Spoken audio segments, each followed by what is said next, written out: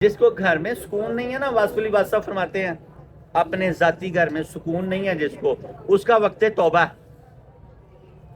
دارالامان امن کی جگہ ہے۔ آپ ساری زمانے سے تھکے ہوئے آگے گھر بھی آگے پریشان ہو، یا گھر بچوں سے ذلیل ہو رہے ہو، یا بیوی سے ذلیل ہو رہے ہو، یا ان کو ذلیل کر رہے ہو، ٹیٹ فار ٹائٹ ایسے ہی ہے نا کچھ، تو آپ تو وہاں بڑے بے سکون ہو۔ وہ تو ایک امن کی جگہ ہے، وہ تو ایک پیار محبت کی جگہ ہے۔ اللہ کرے ہمارے گھردار آج یہ عیدی لے کے جاؤ یار، آج بڑی بربادیاں ہیں، یہ گھروں میں ناس ہوا پڑا ہے۔ اللہ کرے کرم ہو جائے، اللہ کا آج سرکار کرم کر دیں کہ ہماری اولادیں دیکھ کے ہمیں لال پیلی اور بیویوں کے رنگ کھل جائے کرے۔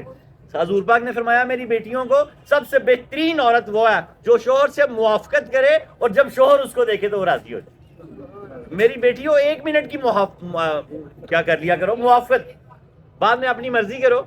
ماحول کا خراب پہلے گھر کے کا ماحول پہلے لمحے میں خراب ہوتا ہے۔ بندے نے ایسی کچھ بات کیا کہ آگ بگولا بات کر دی، وہ بندہ تو پھر آپ ہی حاکم ہے، وہ تو اللہ نے اس کو کوا مون بنایا، وہ تو پھر ہر چیز کاٹ کے رکھ دیتا پکڑ کے۔ وہ نبی پاک صلی اللہ علیہ وسلم کی ہر بات میں کوئی نہ کوئی حکمت ہے۔ اچھا میں آپ کو کمال بات بتاؤں، یہ مفسرین اس بات کو کرتے ہیں کہ حضور پر نور شافع یوم النشور نے کبھی اذان نہیں دی، ثابت ہی نہیں ہے، ساری کائنات میں کوئی ثابت کر دے۔ نبی پاک صلی اللہ علیہ وسلم جمعے کا خطبہ دے رہے ہیں تو آپ نے فرمایا بیٹھ جاؤ، کسی ایک کو نہیں، کسی ایسے ہی 7 صحابہ جو گھر سے نکل چکے ہوئے تھے پڑے، ان میں ایک بہت بڑے صحابہ جن کا نام میرے ذہن سے اس وقت نکل گیا، وہ جوتیوں میں ہی بیٹھ گئے، اور 7 صحابہ گھروں میں جہاں جہاں رستے میں تھے سب وہیں بیٹھ گئے،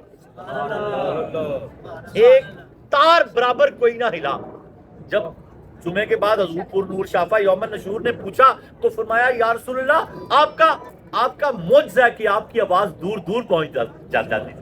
حضور غوث پاک کی آواز 70,000 لوگوں کو پہنچ جاتی تھی، تو حضور پاک تو ساری کائنات کے سب سے بڑے ہیں، تو وہ آواز جہاں جہاں ان صحابہ کو پہنچی ان میں سے کوئی ایک بال برابر نہیں ہلا، وہیں بیٹھ گئے۔ پوچھا تو فرمایا یا رسول اللہ آپ کی آواز کانوں سے ٹکرائی تھی، بیٹھ جاؤ، تو ہم جہاں جہاں تھے وہیں بیٹھ گئے، جہاں جہاں تھے۔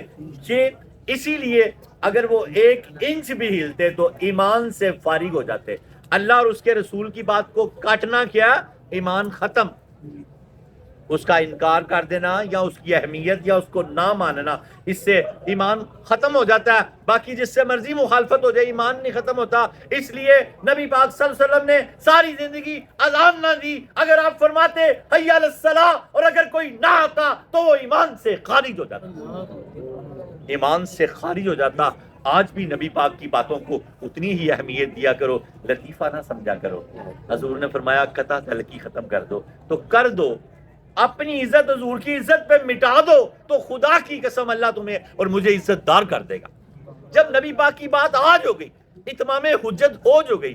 کل میرا بیٹا واصف علی ایک گاہک سے کہہ رہا تھا کہ یہ نا اب یہ ماڈل چیز کا اتنا پرانا ہو گیا کہ اب ہم واپسی میں آتا نہیں ہے، تو اس عورت نے حجت کر دی، اس نے کہا اب حجت ہو گئی، اب کچھ نہیں ہو سکتا۔ اس نے کہا نبی پاک نے فرمایا جب کوئی چیز واپس کرے تو کر لیا کر، تو جنت کی بشارت دی۔ اس نے فوراً کہا کہ اتمام حجت ہوگی، ان سے چیز واپس لے لی جائے۔ نبی صلی اللہ علیہ وسلم کی جب بات آ گئی تو آپ کی پھر کوئی چیز بھی معتبر نہیں ہے، حضور کی ہر بات ہی معتبر ہے۔ اپنے آپ کو پھر مٹی کر دینا، مٹا دے اپنی ہستی کو، اگر کچھ مرتبہ چاہے کہ دانا خاک میں مل کر گل و گلزار ہوتا ہے۔